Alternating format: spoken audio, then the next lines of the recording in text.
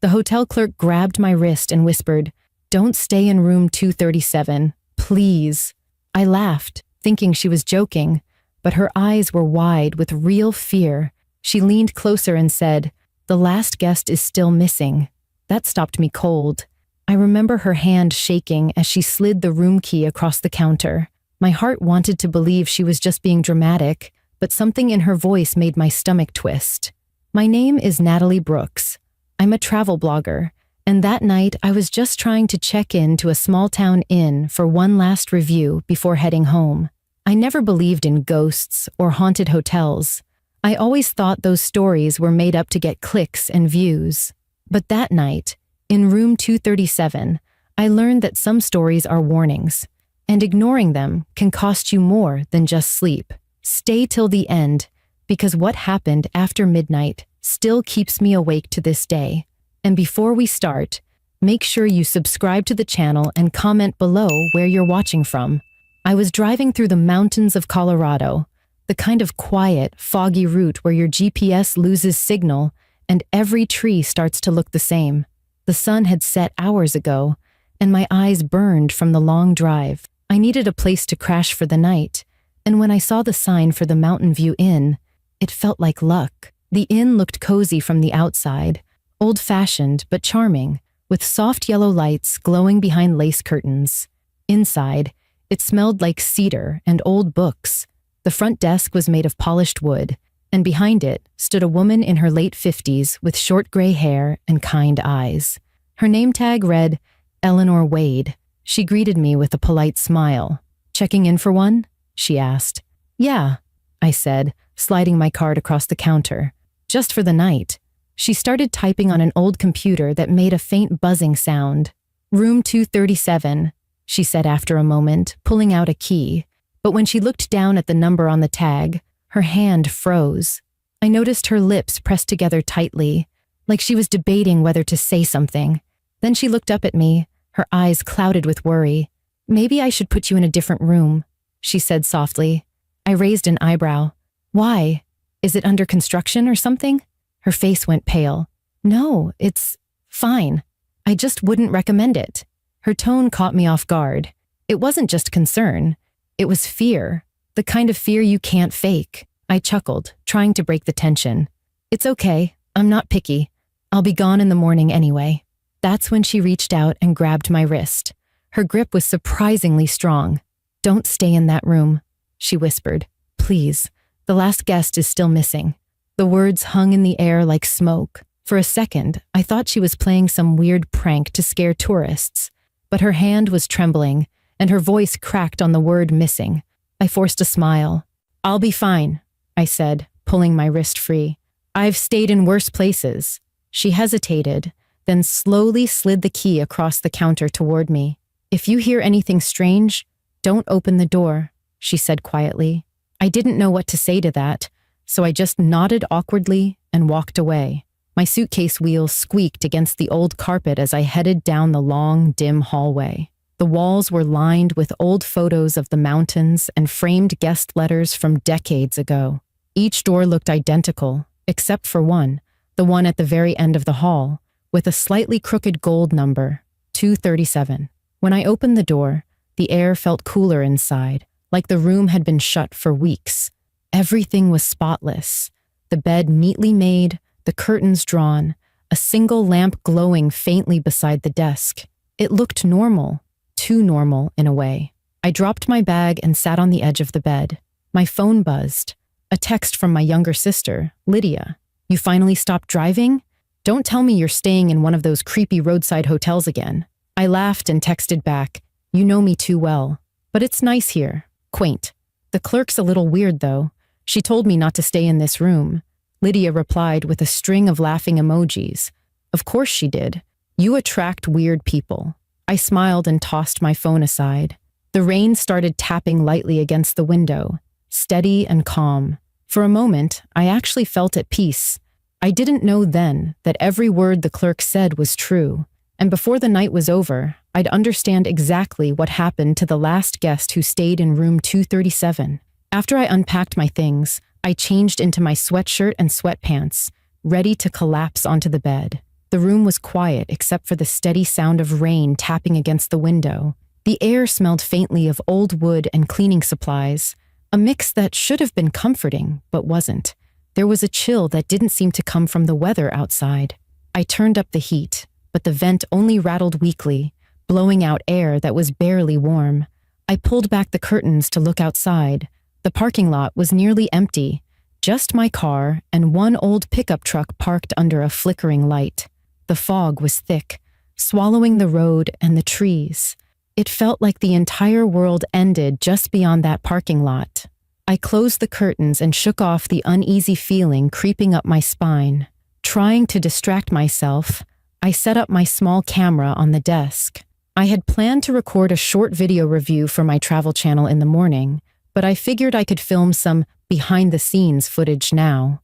I pressed record, smiled into the lens, and said, "Hey guys, it's Natalie. I just checked into the Mountain View Inn in Colorado. Cute little place, though the front desk lady begged me not to stay in this room. Apparently, it's haunted." I gave a light laugh, trying to make it sound casual. The sound of my own voice echoed slightly through the room.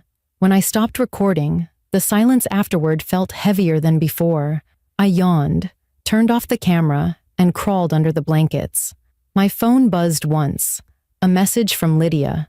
"Don't let the ghosts get you."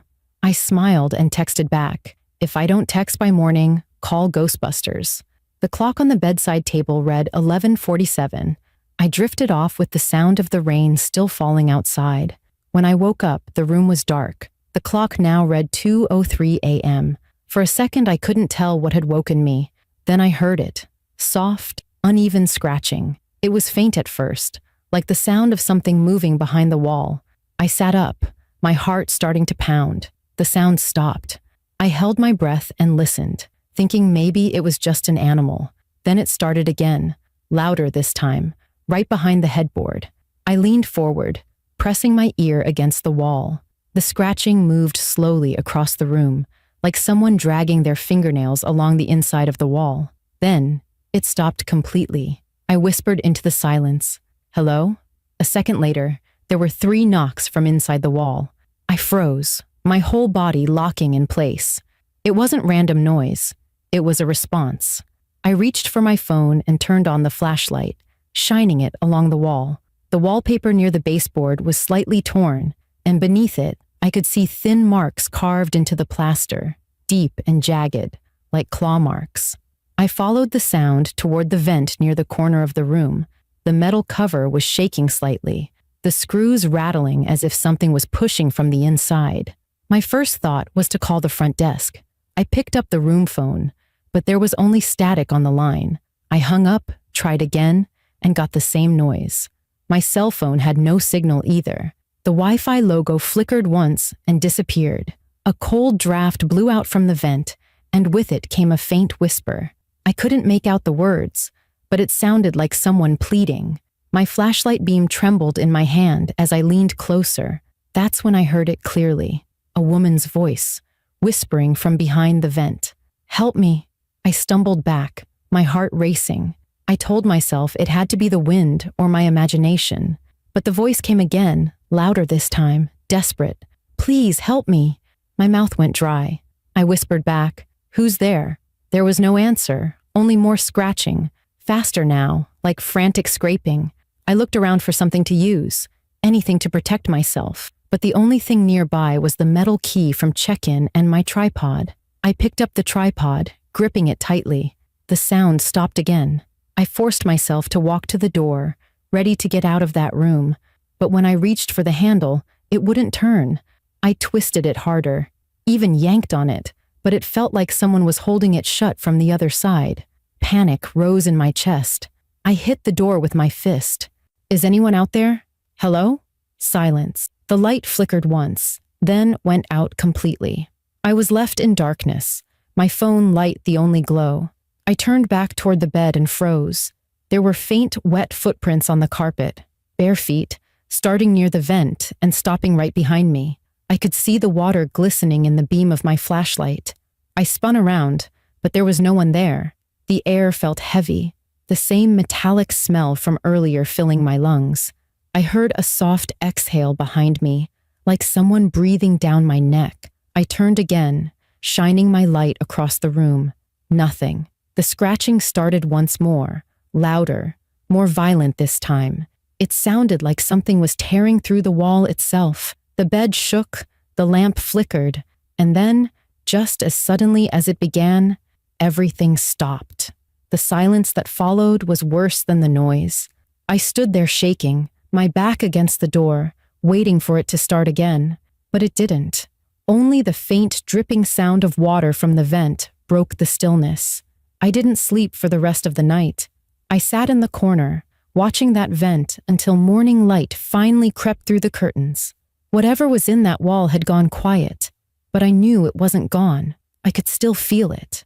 Watching, waiting. When daylight finally broke through the thin curtains, I felt like I hadn't slept at all. My body ached from sitting upright in the corner most of the night, my eyes fixed on the vent like it might move again. The soft morning light should have been comforting, but it only made the room feel wrong, too still, too quiet.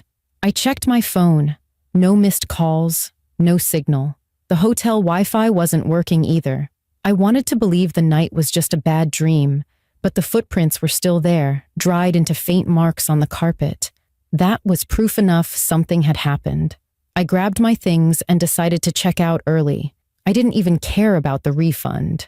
As I zipped my bag, I heard a knock at the door. The sudden sound made me jump. I hesitated, waiting to see if someone would speak, but the knocking came again, gentle and steady. I took a breath and opened the door. It was Eleanor, the hotel clerk. She looked like she hadn't slept either. Her gray hair was messy, her eyes wide and dark underneath. "You stayed," she said quietly, her voice trembling. "I'm leaving now," I said, forcing a nervous laugh. "I think I heard animals in the walls or something. It's fine." She didn't smile. Her eyes flicked toward the vent, then back to me. "It's not animals." I stared at her, trying to make sense of her expression. "What are you talking about?" She took a step closer and lowered her voice. "Did you hear it?"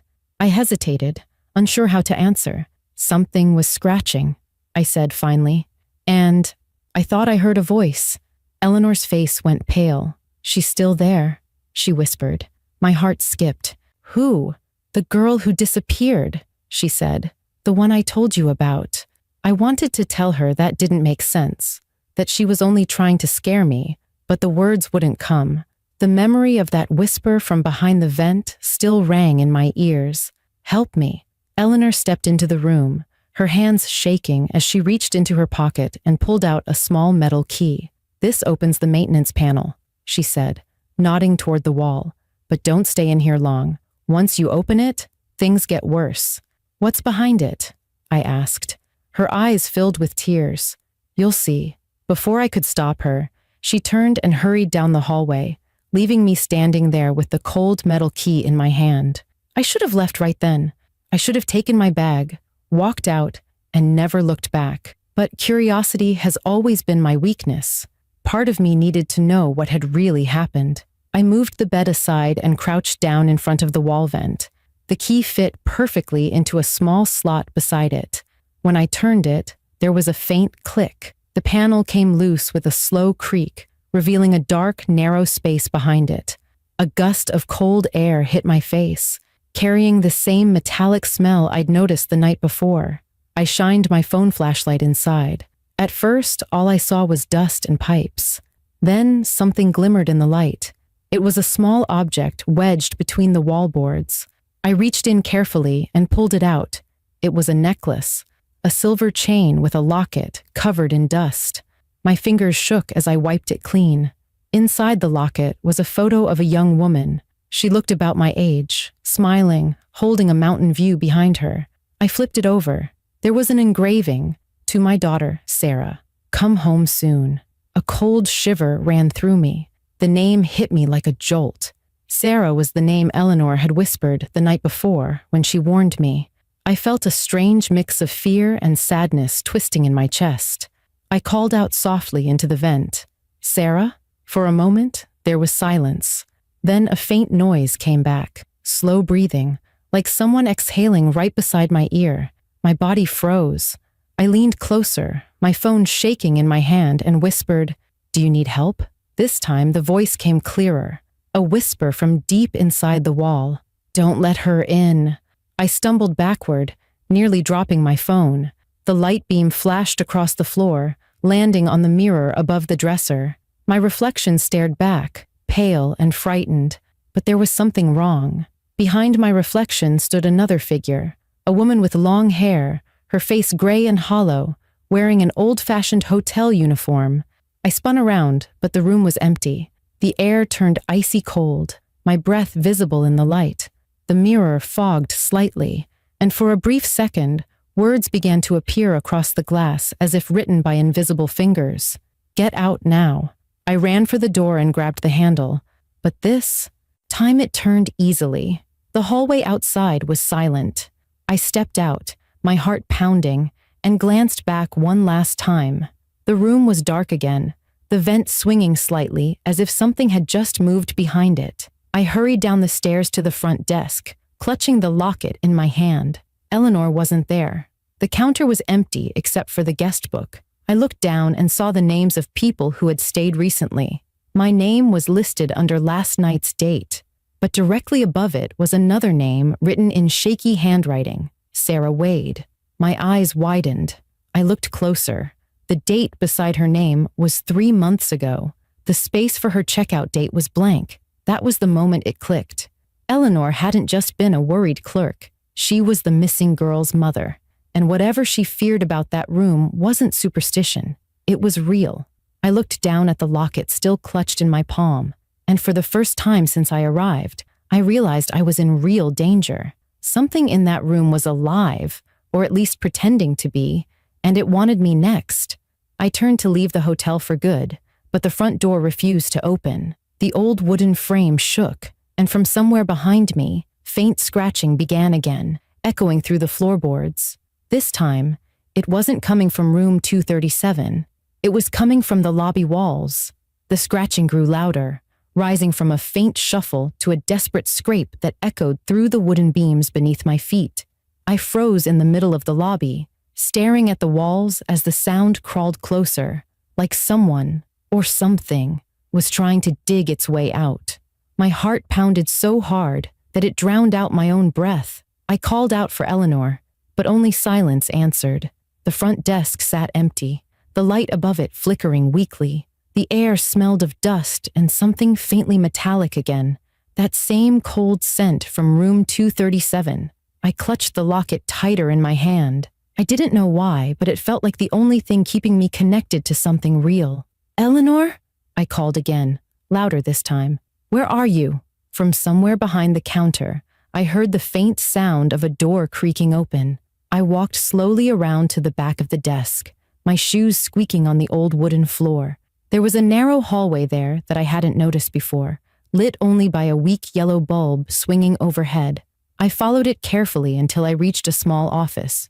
Papers were scattered across the desk, old hotel records, and behind it, pinned to the wall, were newspaper clippings. I stepped closer and started reading them. The headlines were all the same kind of story. Local woman missing after hotel stay. Search for traveler enters second week. Mountain View Inn faces closure. There were photos too. My eyes landed on one, and my chest tightened. It was the same woman from the locket, the one who had disappeared. Sarah Wade. The caption said she was the daughter of the inn's manager, Eleanor Wade. I turned, scanning the room, my voice shaking. "Eleanor, I know what happened to her. Please, where are you?"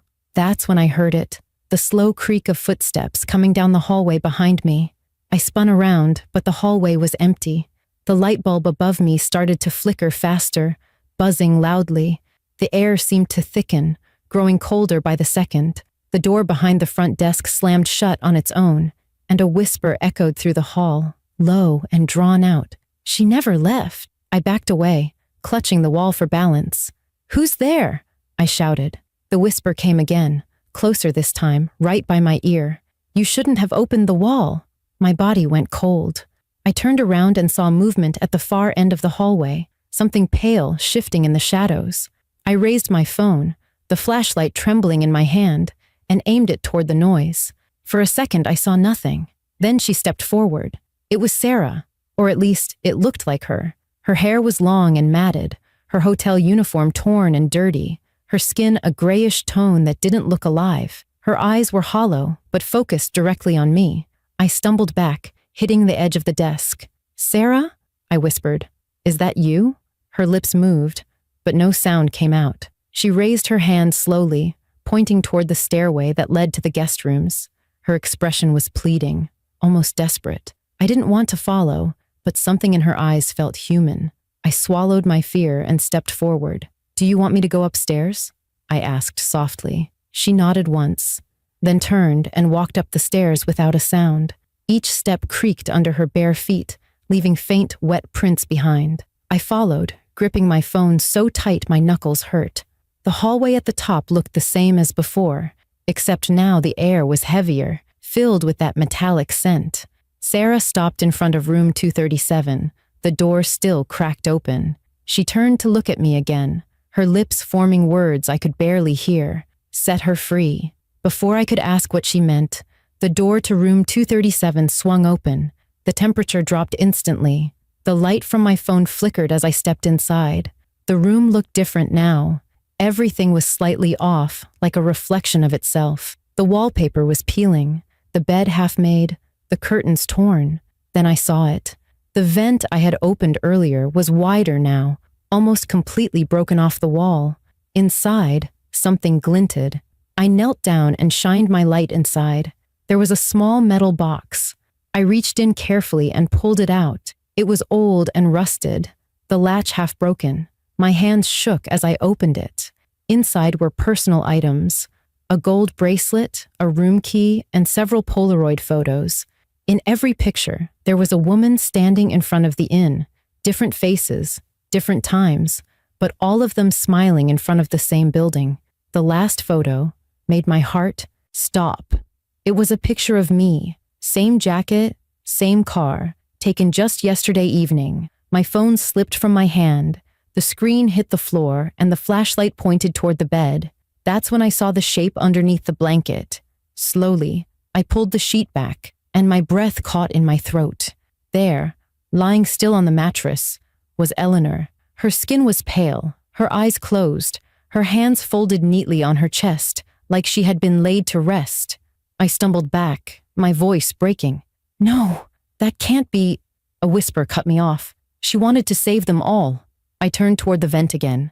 Sarah's figure stood in the doorway, her head tilted, tears running down her gray cheeks. "She tried to stop it," she said softly, "but the room never lets anyone go."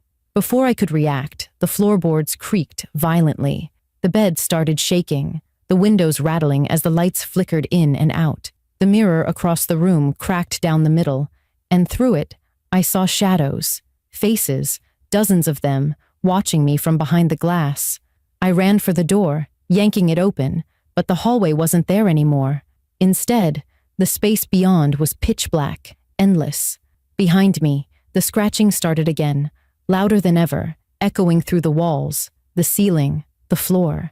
I screamed and stumbled backward, clutching the locket to my chest. The last thing I heard before everything went silent was Sarah's whisper, gentle and sad. "You should have listened." The world went white, and then everything disappeared. When I opened my eyes, I was lying on the ground outside the Mountain View Inn. The sky was pale gray, and the air smelled of rain and pine. My head throbbed, my hands were covered in dust, and my phone was lying a few feet away in the mud. For a few seconds, I couldn't tell if I was alive or dreaming. My ears rang, and my memory felt fractured, like I had been ripped out of one world and dropped into another. The last thing I remembered was the whisper, Sarah's voice telling me I should have listened. Now, the inn was quiet, its windows dark, the front door hanging open. I stumbled to my feet and looked around. The parking lot was empty except for my car. The old pickup truck from the night before was gone. I turned back toward the building, my heart pounding. Everything looked the same, but the air felt heavy, still carrying that strange, metallic scent. I wanted to leave immediately, but part of me needed to know if any of it had been real. I forced myself to step closer to the front door. It creaked softly as I pushed it open. The lobby looked untouched, perfectly ordinary in the daylight. The same wooden counter, the same framed photographs on the walls. But Eleanor was gone. The office behind the desk was empty, papers scattered on the floor like someone had left in a hurry. The guest book still sat open on the counter. My name was there, written neatly under last night's date. But above it, where Sarah Wade's name had been, the space was blank. The ink was gone, like it had never been written at all. A chill ran down my spine. I turned toward the staircase, half expecting to see something, or someone standing there. But the hallway above was empty. The quiet was unbearable, so I grabbed my bag from the floor and ran out to my car. My hands shook as I started the engine. I didn't look back until I was miles away, the inn disappearing into the fog behind me. When I reached town, I went straight to the police station. I told them everything: the clerk's warning, the scratching, the voice, the room, and the body I'd seen on the bed.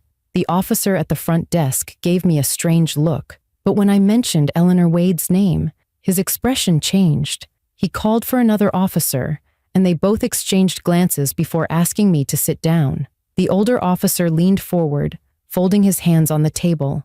"How long ago did you say this happened?" he asked. "Last night," I said. "I just came from there." He looked down at the report in front of him, then back at me. "The Mountain View Inn burned down in 2012, he said quietly. "It's been closed for over 10 years. I stared at him, thinking I'd misheard. "No," I said, shaking my head. "I was there. The building is fine. I spoke to the clerk, Eleanor Wade." He sighed, rubbing the back of his neck. Eleanor Wade was the owner. She died in that fire, along with her daughter Sarah. The bodies were never recovered.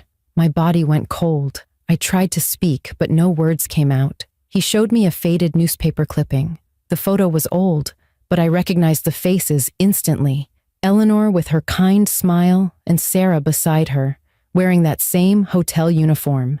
My stomach dropped. I pulled the locket from my pocket and placed it on the table. "This was in the wall," I whispered. The officer's face went pale. He picked it up carefully, examining the back. "This locket was found in the wreckage after the fire," he said. "It was supposed to have been buried with them." I didn't know what to say. The room felt like it was spinning. The officer closed his notebook slowly and looked at me with a mix of pity and unease.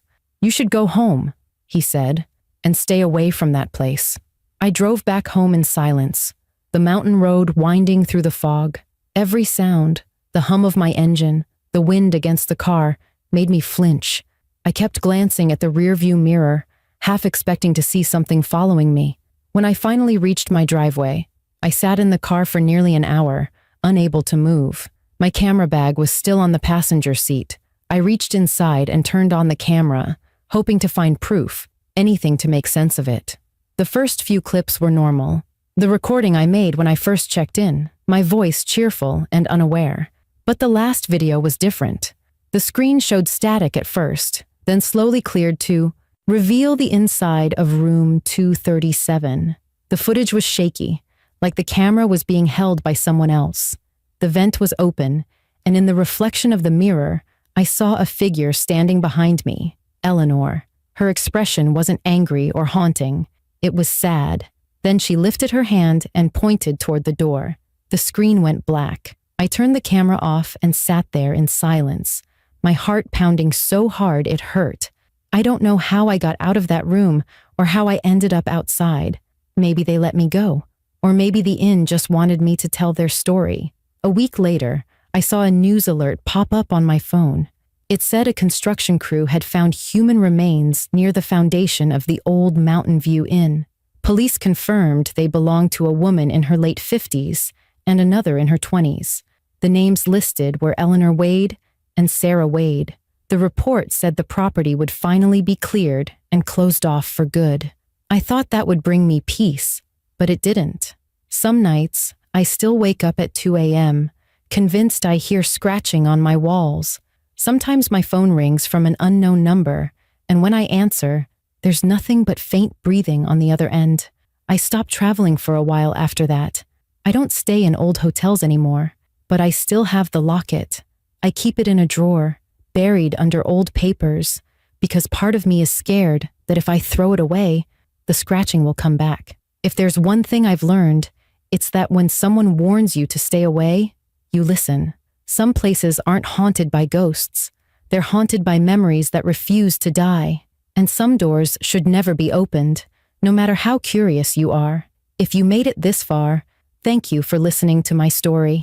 Don't forget to subscribe to the channel and tell me in the comments where you're watching from. And remember, if someone ever tells you not to stay in a certain room, believe them.